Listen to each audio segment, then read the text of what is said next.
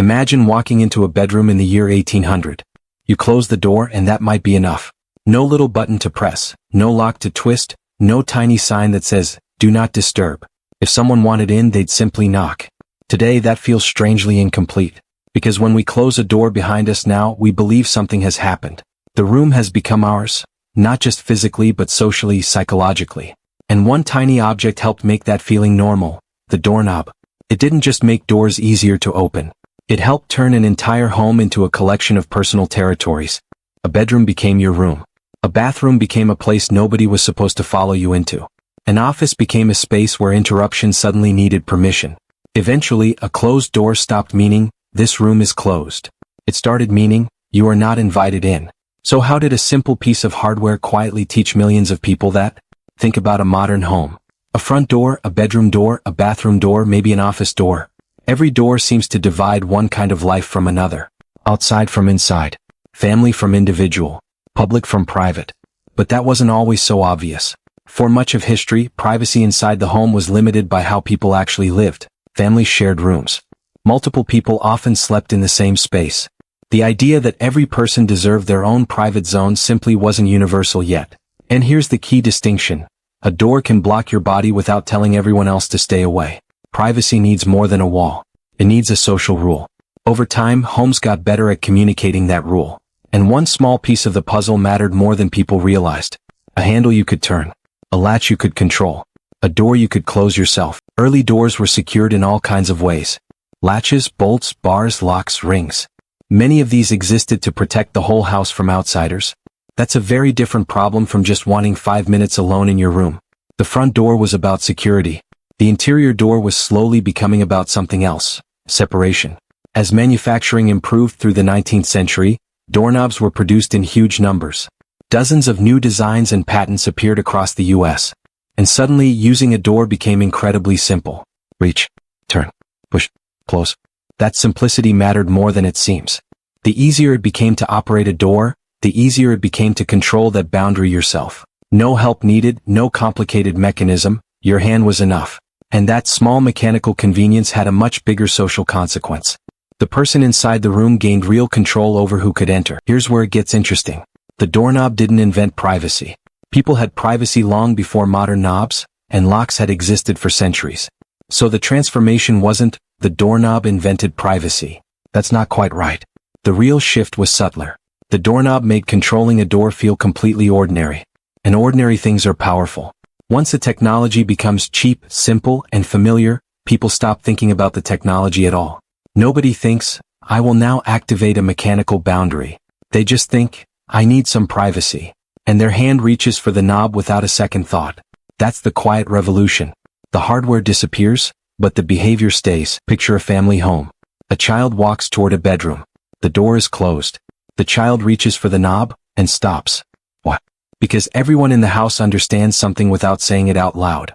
A closed door means pause. Maybe knock. Maybe wait. Maybe come back later.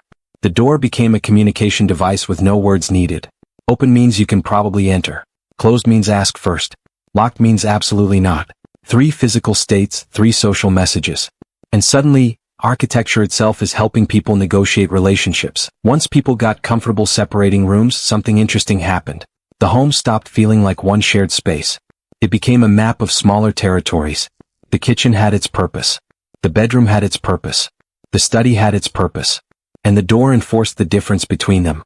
This mattered even more as 19th century ideas about individuality and privacy developed. Historians studying Victorian homes have shown how bedrooms and personal objects helped shape the very idea of private space. The door wasn't just dividing architecture. It was dividing behavior. The same person could be social in the parlor, quiet in the bedroom, and completely alone behind a closed door. But here's the catch. A closed door only works as a boundary if everyone agrees to respect it. Otherwise it's just wood. Imagine a house where nobody respects closed doors. Someone reading gets interrupted. Someone working gets talked over. The house hasn't changed physically, but the meaning of the door has completely collapsed. So privacy needed something stronger than hardware, a shared expectation. Knock. Wait. Respect the answer. And this is where the humble doorknob mattered most. It made the boundary easy to actually operate, close, reopen, or lock. By the 19th century, closed and locked doors had become essential tools for creating secluded, private spaces. The technology didn't force anyone to respect privacy. It simply gave them something physical to respect.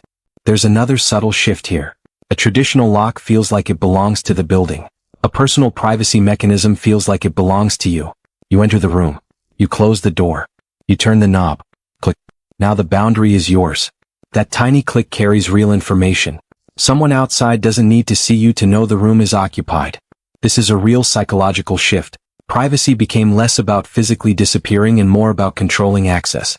Two people can be a few feet apart in the same building and still live inside completely different private worlds. Think about a modern office. Someone's working behind a closed door. You could just open it, but you probably won't. You'll knock, message, or wait. Because a closed door has become a signal of unavailability. The same rule plays out everywhere. Bedrooms, bathrooms, hotel rooms, classrooms, even recording studios. The object barely changed, but its meaning kept expanding. The doorknob became part of a larger social language. Open, close, occupied, private. And people learned to read it without ever consciously thinking about it. This is the bigger story. The modern idea of privacy isn't just, nobody can see me. It's increasingly, I decide when you can reach me. That's a huge difference. A wall can hide you. A door can separate you. But a controllable door gives you something more, permission. You decide when the boundary opens. You decide when it closes. Sometimes you decide who gets through it all. That's much closer to our modern idea of personal space. Your bedroom isn't just a room with a bed, it's your territory. Your office isn't just a room with a desk, it's your focus zone. And your bathroom is one of the few places society accepts that you can simply disappear for a while. Nobody wakes up thinking about doorknobs. Nobody says, thank goodness this house has rotational door hardware. You just turn it. You close the door.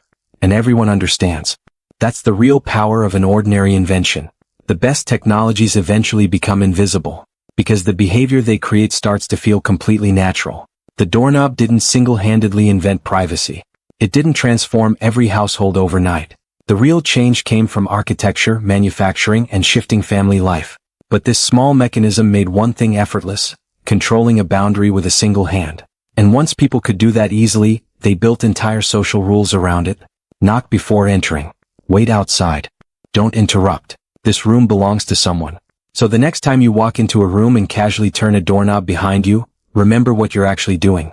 You're not just closing a door. You're activating one of the simplest social signals humans ever built. For a few seconds, the outside world stays outside. And the room becomes yours. Not because the walls changed. Not because the house changed. But because, somewhere along the way, humans learned that a small turn of the hand could mean something much bigger. You may enter, or you may wait. That's how a tiny piece of hardware quietly changed the meaning of private.